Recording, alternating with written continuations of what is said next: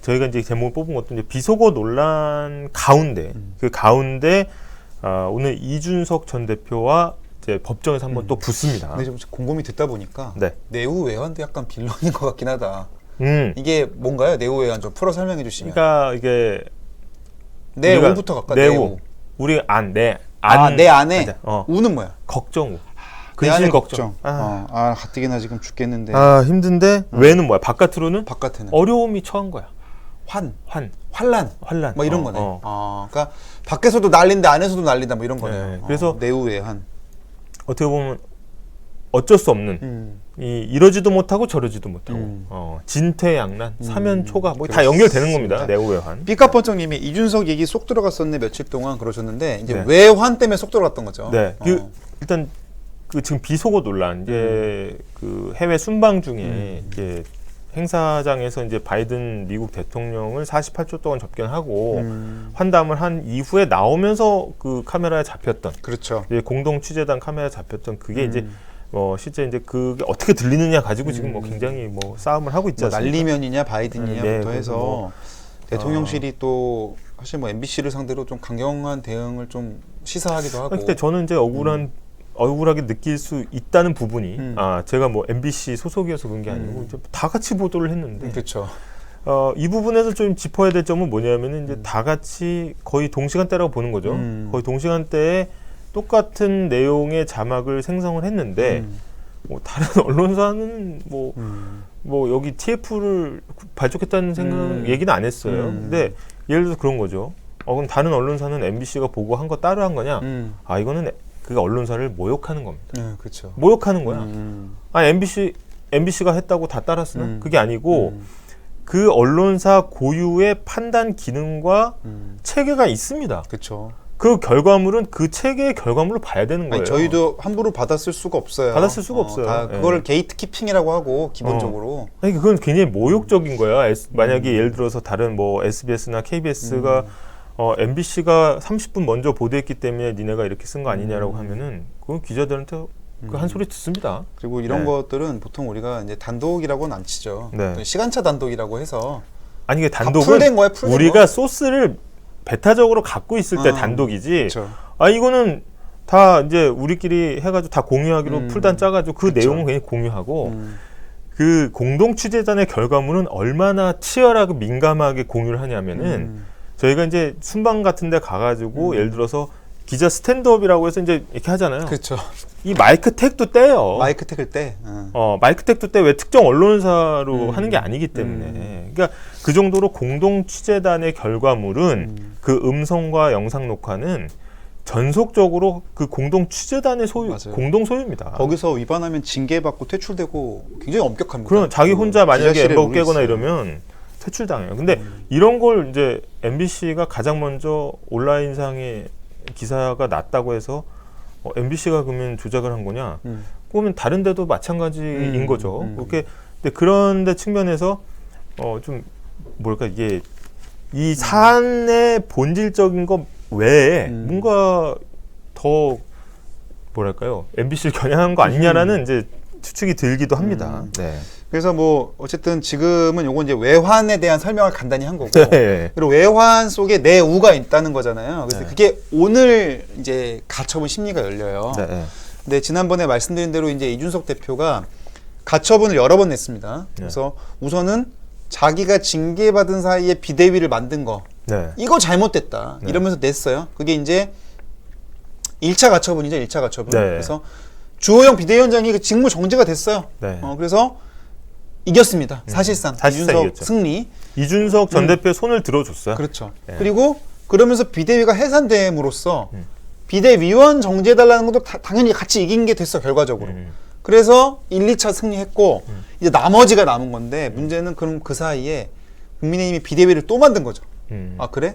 그럼 절차가 문제야? 그럼 우리가 법 바꿔서 다시 할게. 이게 어떤 거냐면은 이제 법원에서 그런 얘기 한 겁니다. 비상 상황이 아닌데 이준석 전 대표, 그러니까 편하게 얘기하면 이제 쉬운 용어로 얘기하면 이준석 전 대표 쫓아내려고 비상 상황을 억지로 만든 거 아니냐 이렇게 얘기한 거거든요. 그쵸. 그러니까 그거는 니네가 인위적으로 비상 상황을 만든 거니까 비대위가 무효야 이렇게 얘기를 한 건데 그래? 그러면 이게 국민의힘 지도부에서는 그래? 그럼 비상 상황인 건 누가 규정하냐? 우리 당원으로 한번 명확하게 규정하자. 그러면 비대위원 4명 이상이 거리일 경우 그쵸. 자리에서 자리에 나가면 그거는 비상 상황이라고 보자. 그래가지고 당원 통과시켜가지고 당원을 만들었어. 야 이제 됐냐? 이제 비상 상황이지? 이렇게 하고 다시 비대를 꾸린 거야. 근데 이준석 전 대표의 얘기는 뭐야? 아니 그 얘기가 아니고 지금 니네가 조문이 없어가지고 비상 상황 억지로 만든 게 아니라 실제로 당이 그러면 정말 비상시국이 아닌데 니네가 비대위를 그쵸. 만든 게 잘못 아니냐. 그쵸. 그걸 조문에다가 박는다고 해서 이게 해소가 되냐.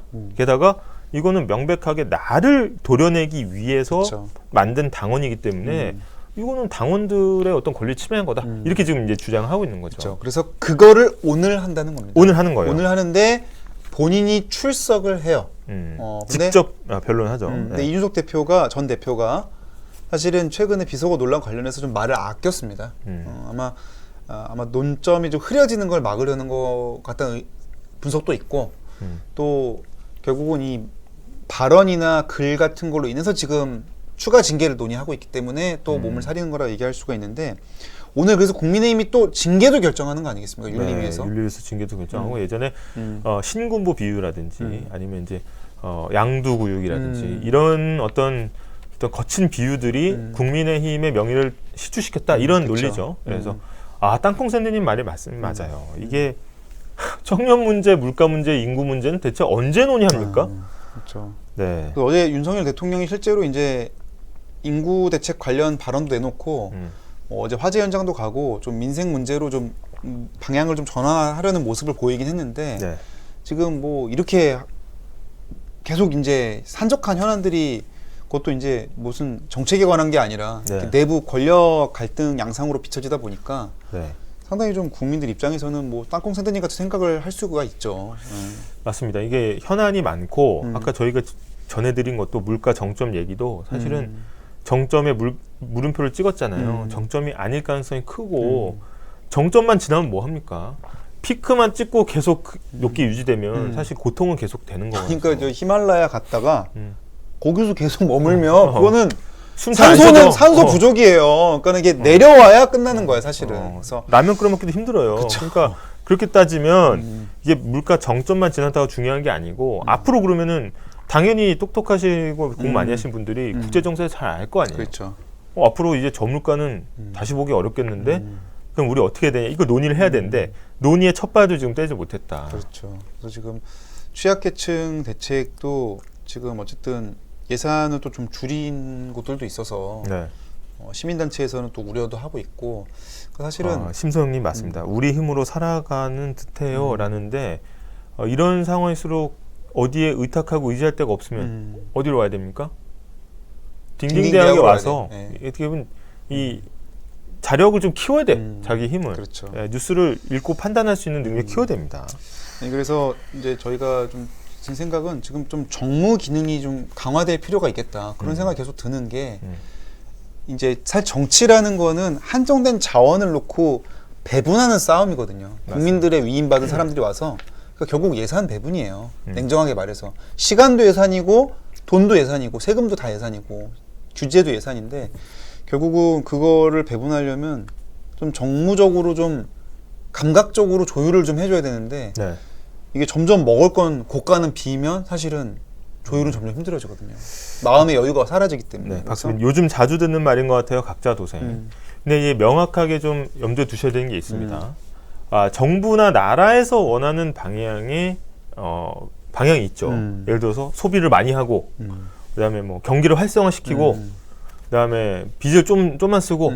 하지만 이게 개인의 문제로 갔을 때는 달라집니다. 그렇죠. 지금 같은 상황에 소비를 많이 하라, 정부에서 소비 많이 하라고 소비 많이 하면 어떻게 됩니까? 파탄 나는 거예요. 나죠, 그렇죠. 네, 그렇기 때문에 이거는 정부에서 아주 잘 짜여진 스케줄에 의해서 이제 유도를 해야 되는 거지. 요즘 같은 세상에 요즘 나라 어려우니까 소비하세요. 출생률도 마찬가지예요. 아무 인센티브 없이 나라가 지금 인구 소멸하게 됐으니까 나으세요. 네, 나으세요. 되지. 이거는 진짜 말이 안 되는 거고. 그러면 지금 같은 상황에서 각자 도생 얘기하셨지만 개인의 함수를 잘 봐야 됩니다. 개인의 어떤 게 가장 최적화인지. 예. 일단 생존이 목표이기 때문에. 그러니까 지금 문재인 정부 때 집값이 정말 크게 올라서 네. 사실 출생률에는 좀 큰 타격을 줄 수밖에 없다는 분석이 많았어요. 네. 근데 그리고 나서 윤석열 정부가 이어받았는데 지금 세계 경제 상황 워낙 안 좋고 네. 그렇다 보니까 사실은 저희도 이제 인구 관련 아이템을 했지만 좀 정말 좀 비관적일 수밖에 없는 출생률 그런 상황 관련해서는 아니겠습니까? 예. 지금 약간 우리가 그런 거랑 비슷해요. 그 북한의 핵 문제 너무 지금 약간 둔감한 거예요. 그렇지. 외신들은 난리예요. 왜냐하면 준 전시로 보고 있어 우리 한반도를. 근데 우리는 뭐야? 우리는 그냥 크게 이렇게 둔감하게 생각하는데 인구 출생률 문제도 마찬가지입니다. 그래서 이게 나라가 점점 쪼그라드는 게 앞으로 이게 예측이 되는데 아무것도 지금 못 하고 있는 거는 어떻게 보면 이제 미래 세대에 대한 책임 방기다 이렇게 볼 수 있죠. 그래서 어제 제가 이제 그 무슨 다큐멘터리 영화를 촬영하는데 인터뷰 요청을 받아서 인터뷰를 했는데 질문이 그거였어요. 제가 이제 청년 문제 저희 같이 취재했으니까 다음 세대에 이렇게 물려주면 안 되지 않느냐는 질문이 나와서 제가 뭐라고 그랬는지 아세요? 다음 세대가 없을 것 같은데요. 네. 진짜 그렇게 얘기했어요. 다음 세대가 있어야 물려주지. 있어야 물려주는 거야. 뭐 좋은 거든 나쁜 거든. 근데 이런 상황이면 물려줄 세대 자체가 사라질 수가 있어서. 일본은 지금 겪고 있는 세대가 아버지 세대보다 자식 세대가 못 사는 세대예요. 일본은 그 삶의 질이 떨어졌죠. 그리고 앞으로도 지금 아버지 세대, 손자 세대가 더 못 사는 세대가 돼. 근데 우리는 그렇게 하면 안 되잖아. 그러니까 그쵸. 최대한 우리가 미래에 대한 책임도 분명히 있습니다. 그래서 이제 이런 것들을 좀 슬기롭게 헤쳐나가야 되는데 지금 실검이 다 이 모양이다라는 말씀을 드리면서. 네. 그래서 어떤 뭐 이준석 대표, 전 대표, 유엔 인권 규범까지 거론하면서 표현의 자유를 좀 강조하면서 버텼는데 오늘 어떻게 발언할지를 좀 지켜보자. 국민의힘에서 이런 얘기 했어요. 그러니까 홍준표 지사였나요? 대구시장. 대구시장. 저기 표현의 자유가 있으면 징계 자유도 있다 이런 얘기했는데 결국 전면전입니다. 이거는. 타협점이 없어요. 정치라는 건 사실 아까 자원 배분이라고 얘기했지만 자원 배분이 100대 빵으로 될 수 있습니까? 없죠. 그거는 어떻게 보면 협상. 그다음에 이제 중간에 줄 건 주고 받을 건 받는 이 정치라는 게 어떤 협상의 결과물 아니겠습니까? 그런 좀 묘가 되살아나게 좀 바라고 있습니다만 지금 상황이 좋지는 않다. 근데 역설적으로 뭐 한미 동맹 또 강조하고 있잖아요 지금. 네. 근데 사실 미국에서 제일 중시하는 게 표현의 자유입니다. 네. 그래서 수정헌법 1조, 미국 수정헌법 1조. 미국은 가짜 뉴스 규제를 안 해요. 가짜 뉴스도 표현의 자유로 간주해요. 네. 그런 정도로 표현의 자유를 중시하는 건데 네. 저희 우리 뭐 어떻게 판단할지 모르겠습니다. 우리나라 법원이 무궁무진하게 저희 키운 중간 광고 보고 다음 설명으로 넘어가겠습니다. 넘어가겠습니다. 네.